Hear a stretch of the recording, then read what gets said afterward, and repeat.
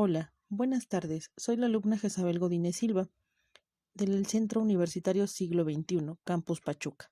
El día de hoy hablaremos de los derechos humanos y derechos laborales. Para empezar, hay que hablar de qué es derecho.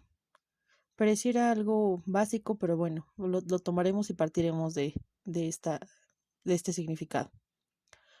La palabra derecho proviene del vocablo latino directium, que significa no apartarse del buen camino, seguir el sendero señalado por la ley o lo que se dirige o lo que es bien dirigido. En general, se entiende por derecho al conjunto de normas jurídicas creadas por el Estado para regular la conducta externa de los hombres y en caso de incumplimiento está prevista de una sanción judicial. Después tenemos al derecho del trabajo. El derecho del trabajo es un derecho fundamental y esencial para la realización de otros derechos humanos y constituye una parte inseparable e inherente de la dignidad humana. Toda persona tiene derecho a trabajar para poder vivir con dignidad. El derecho al trabajo tiene tres elementos fundamentales.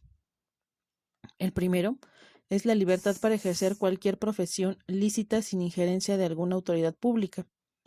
La segunda, derecho a tener un trabajo que implica obligaciones positivas para el Estado a fin de fomentar las circunstancias propicias para generar empleos.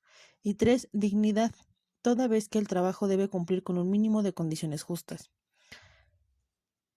Ahora veremos los derechos de los trabajadores en general. Los derechos de la persona, entre ellos los derechos laborales, son aquellos que preexisten al surgimiento del vínculo laboral.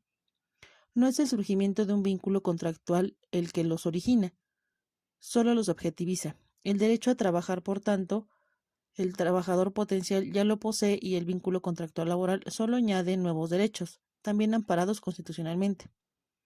De modo enunciativo y no limitativo, pues se aplica el principio rector de que son derechos progresivos y en constante expansión, podemos mencionar los siguientes derechos. Tenemos el derecho a la estabilidad en el empleo, que significa que el trabajador debe gozar de su permanencia en el trabajo para surtir su seguridad personal y laboral. También tenemos el derecho a ser indemnizado hasta con 3 meses de salario, a ser reinstalado en su trabajo en caso de separación injustificada de su empleo. También tenemos el derecho a percibir una remuneración doble para el caso de laborar jornada extraordinaria, la cual se encuentra regulada en las leyes reglamentarias y que solo autoriza jornada extra hasta por 3 horas 3 veces a la semana. Tenemos también el derecho a recibir capacitación y adiestramiento, lo cual permite que el trabajador pueda acceder, en su caso, a los programas de escalafón y mejora en el empleo. También tenemos el derecho a que los establecimientos de trabajo sean higiénicos y salubres, para la prevención de accidentes, incluso en el uso de las máquinas, los instrumentos y materiales de trabajo.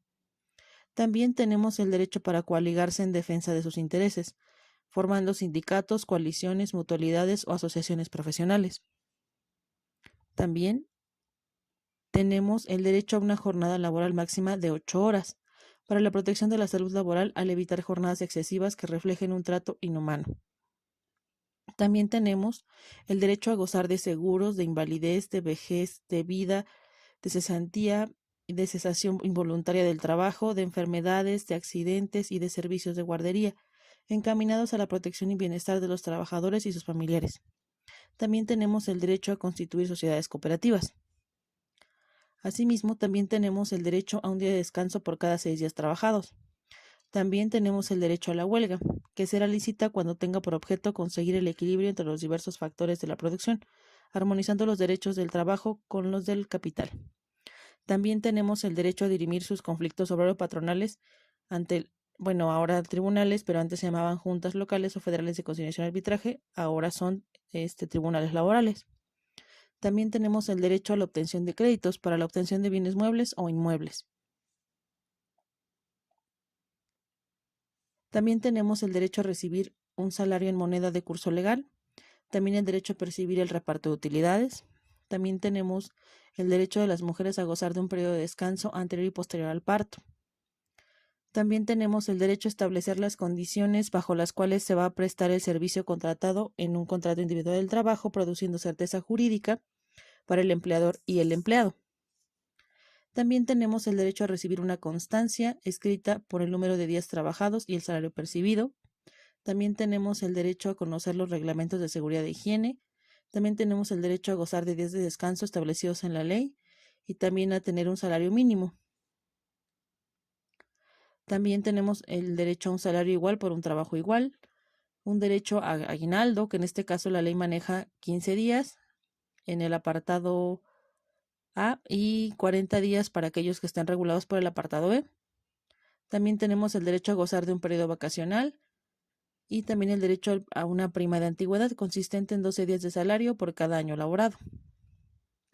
Bueno, este tipo de derechos se tienen que hacer valer de alguna forma.